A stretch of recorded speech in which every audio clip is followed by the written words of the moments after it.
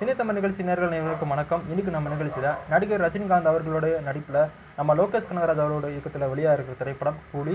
இந்த படத்தை Sun networks வந்து தயாரிச்சிருக்குது. ஸோ இந்த படத்தோடைய ஃபர்ஸ்ட் லுக் போஸ்டர் வந்து பார்த்தீங்கன்னா ரீசெண்டாக வெளியாகி மிகப்பெரிய ஒரு வரவேற்பு கிடைச்சிருக்குது. அதுக்கடுத்து பார்த்தீங்கன்னா இந்த படத்தோடைய கேரக்டர் அறிமுகமானது இப்போ நடைபெற்று வருது.